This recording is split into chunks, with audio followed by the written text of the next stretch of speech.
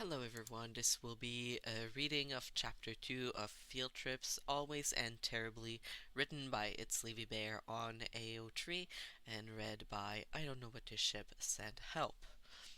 Um, just a general warning for the rest of the fake incoming chapters. I think I forgot to put it on the first chapter, but there is of course canon typical violence, and there will be there will be a bit of brainwashing, um, and of course, I mean, Sensei All for One is in here, and he is not a good person, so I think he constitutes a warning in himself.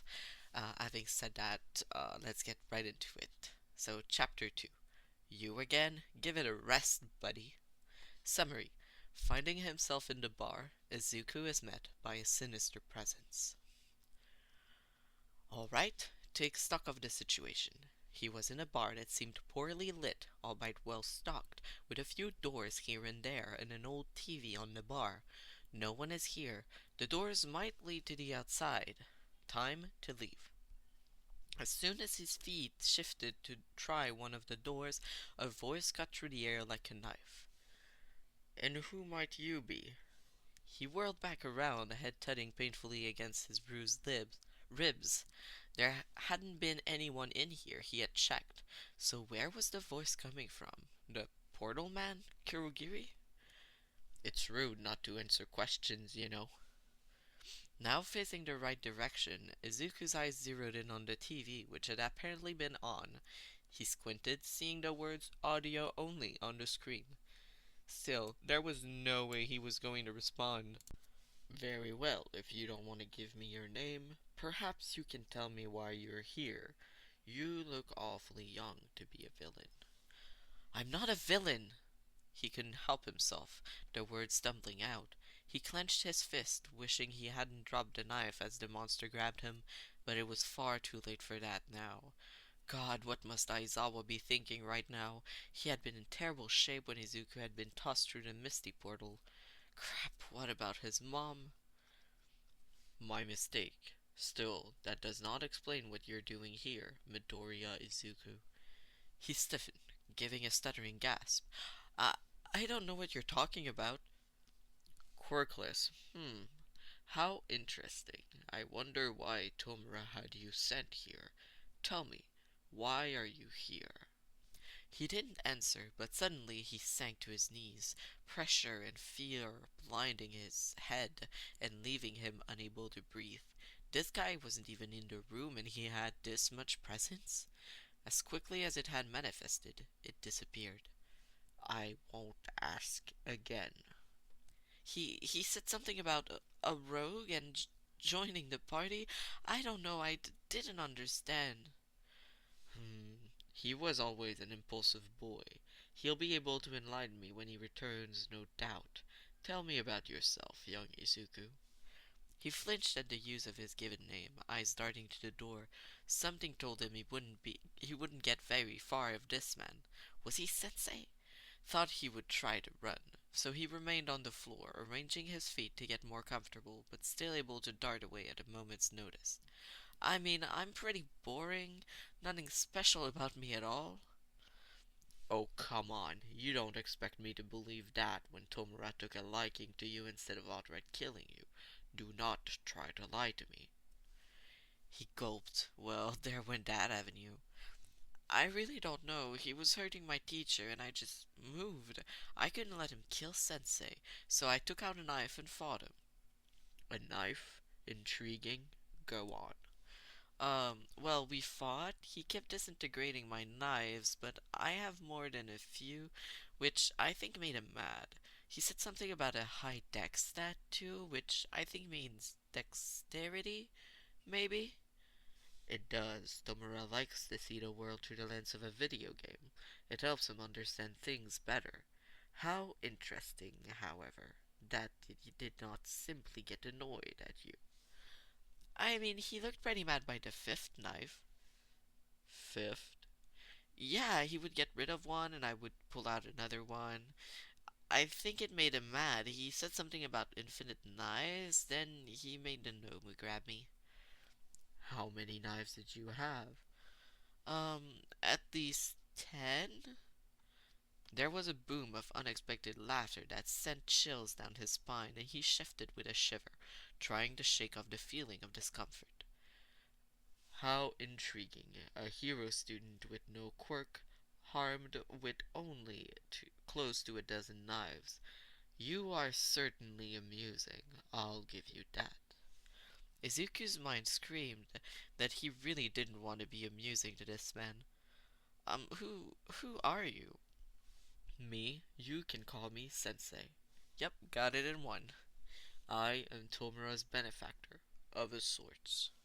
As if summoned by the words, purple mist permeated the air, releasing a cursing and bleeding Tomura. That must be his given name, since Sensei didn't seem inclined to use anything but, and forming into a perfectly prim Kurogiri. Damn it, he cheated. He was supposed to be weaker. Tomura, what happened? The boy, man, turned to the TV, nursing his bullet wounds as Kurogiri retrieved the first aid kit. Sensei, All Might cheated. He beat Denomu. Ah, shame. Do not fret, young Tomura. You might have failed here, but there will be opportunities in the future to correct your mistakes. After all, you did manage to take one of the hero students with you. Izuku shrunk back as Tomura's red gaze swiveled to him, lighting up behind the severed hand. All right, the rogue. How do you like him, Sensei? He is certainly interesting. I can see why you took a liking to him. What are your plans for our guest? He took the severed hands off his body, setting them delicately on the bar so Izuku could see his whole face. And there were scars around his mouth, and everything looked horribly dry, a side effect of his quirk? He's pretty fond of heroes. He spat the word like it had killed his parents. But we should be able to convince him against it. I think he'd make a great party member, especially if you gave him a quirk to make him an even better rogue. That's true. I could. It might take a good long while to correct his way of thinking. Some methods will not be gentle. That's fine, as long as I get my rogue. Izuku swallowed. That sounded like a bad time on all fronts. Very well, then I will leave you to your wounds. Would you like me to send the doctor? Tomura scowled. No. Then, Kurogiri, send the boy to me. I think it's time we talked face to face. Without another warning, the floor disappeared out from under him, and he found himself in a dark room, lit by monitors. He squinted at the form of the man sitting in a chair before he shifted and his face came into light, or rather, his lack of face.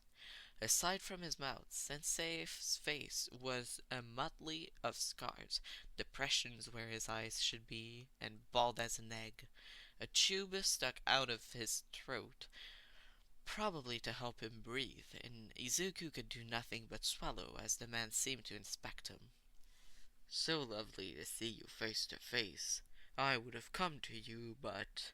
He trailed off, gesturing to the various tubes connected to him. I'm not exactly in a position to move willy-nilly, you understand. He said nothing. Tomura thinks you'd make a good party member, which I suppose on one level would be true. Still, you are a little too set in your ways of heroism to just join of your own free will. He paused, considering something. I don't suppose you'd swear loyalty if I gave you a quirk. Izuku started. There it was again, the implication that this man could somehow give him a quirk. So he asked, How could you give me a quirk? The man smiled, all teeth, and he shivered.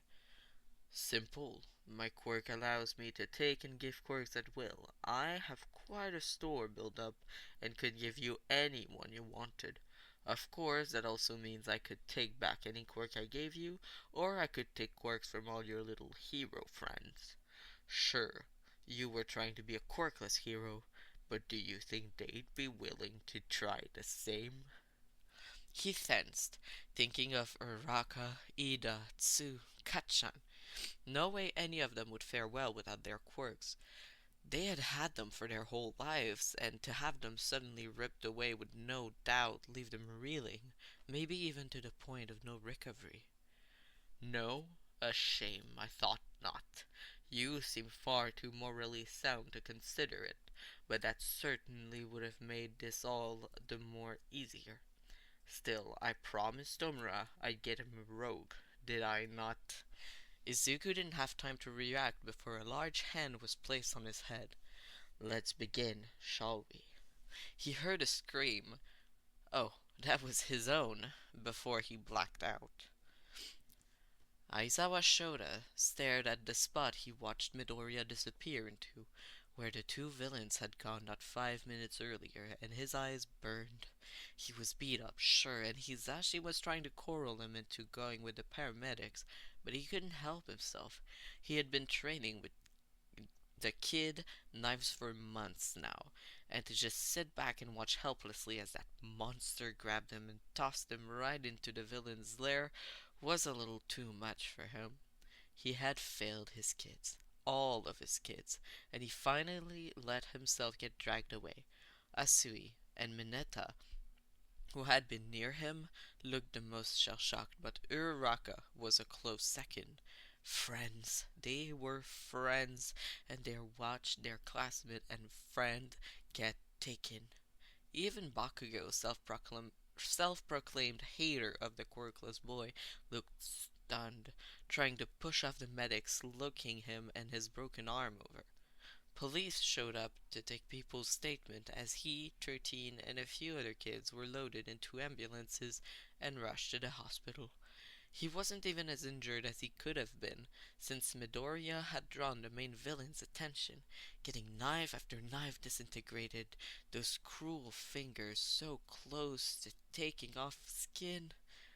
So he insisted to be a part of the calls made to the parents. He insisted he be the one to call Midoriya Inko and let her know that he had failed her, had let her son get taken. Aizawa Shoda had failed his kid once, but he sure as hell wasn't going to give up now.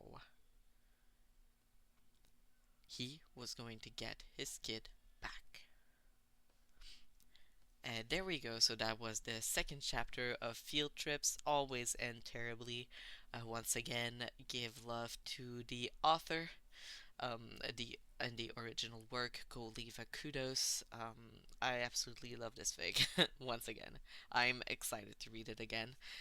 Anyway, I hope everyone has a good night.